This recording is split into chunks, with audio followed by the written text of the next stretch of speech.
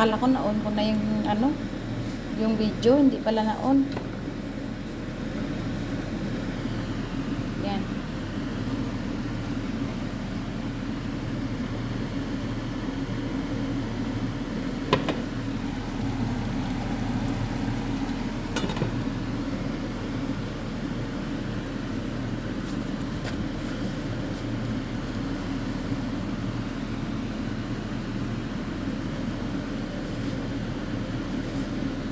Diinin lang natin kasi hindi yan pantay, kailangan pantayin para maluto ng maigi.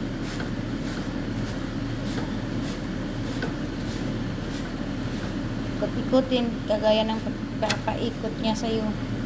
Char.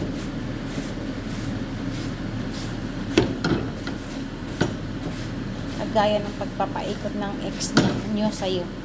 Char. Hugot lang.